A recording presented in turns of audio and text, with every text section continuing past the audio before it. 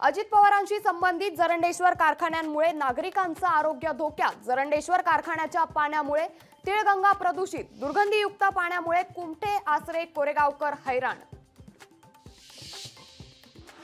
नाना पटोलेंविरोधात भाजपचं राज्यभर आंदोलन। पटोलेंनी कार्यकर्त्याला पाय धुवायला लावल्याचा भाजपकडून निषेध। लोकसभा निवडणुकीसाठी मी तिघांना नको होतो, प्रकाश आंबेडकरांचा खुलासा। तर प्रकाश आंबेडकरांची विधानसभेला स्वतंत्र लढण्याची भूमिका। छगन भुजबळांसोबत शिवसेनेचा कोणताही संपर्क नाही आणि भविष्यात होणारही नाही। भुजबळांच्या पक्षांतराच्या चर्चांवर राऊतांचं स्पष्टीकरण। अजित पवारांना कुणीही टार्गेट करत नाही। अजितदादांना टार्गेट करण्याच्या चर्चांवर चंद्रशेखर बावनकुळेंचं स्पष्टीकरण। नाशिक शिक्षक मतदारसंघ निवडणुकीत नरहरी झिरवाळांचा शिवसेना उद्धव बाळासाहेब ठाकरे पक्षाच्या संदीप गुळवेंना पाठिंबा।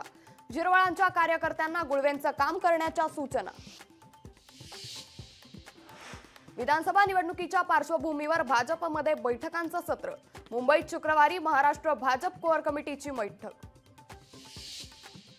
शिवसेना पक्षाचा आज 58वा वर्धापन दिन। वरळीतून एकनाथ शिंदे बोलणार, तर षण्मुखानंद मधून उद्धव ठाकरेंची तोप धडाडणार। दोन्ही गटांकडून राज्यभरात विविध कार्यक्रमांचं आयोजन। टीम इंडियाच्या मुख्य प्रशिक्षकपदी गौतम गंभीरची निवड होणार असल्याची माहिती। बीसीसीआय आजच अधिकृत घोषणा करण्याची शक्यता।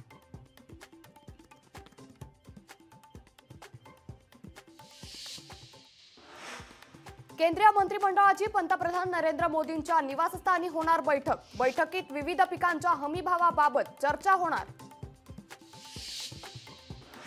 अमरावतीच्या तिवसा शहरात नाना पटोलेंविरोधात भाजपचे चिखलमारो आंदोलन। भाजप संघटक राजेश वानखडेंच्या नेतृत्वाखाली आंदोलन। अधिवेशनानंतर छगन भुजबळांसह अनेक नेते पक्ष सोडतील। भुजबळ अनुभवी नेते, त्यांना परिस्थितीचा अंदाज आला असावा, रोहित पवारांचं सूचक विधान। अनिल देशमुखांच्या दोषमुक्तीच्या उत्तरावर 5 जुलैपर्यंत सुनावणी तहकूब। ईडीच्या भूमिकेवर न्यायालयाकडून तीव्र नाराजी। जालन्यातील वडीगोद्रीत ओबीसी समाजाचा रास्ता रोको। ओबीसी आंदोलकांनी धुळे सोलापूर महामार्ग रोखला। दिल्लीतील भाजपच्या कोअर कमिटीच्या बैठकीत सोशल मीडियातील प्रचारासंदर्भात चर्चा। आगामी काळात विरोधकांना प्रत्युत्तर देण्याच्या दृष्टीने सोशल मीडिया प्लॅटफॉर्मचा वापर वाढवणार।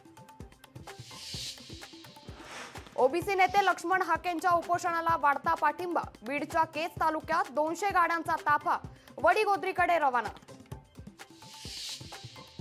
अजितदादांना बळीचा बकरा करण्यात येतंय। दादांना वेगळं होण्यास भाग पाडायचंय ही भाजपच्या चाणक्यांची रणनीती। रोहित पवारांचा नाव न घेता फडणवीसांवर हल्लाबोल। अल्पवयीन मुलीच्या लैंगिक शोषणाप्रकरणी 45 वर्षीय नराधमाला 10 वर्षांची शिक्षा। ठाणे न्यायालयाचा महत्त्वपूर्ण निकाल।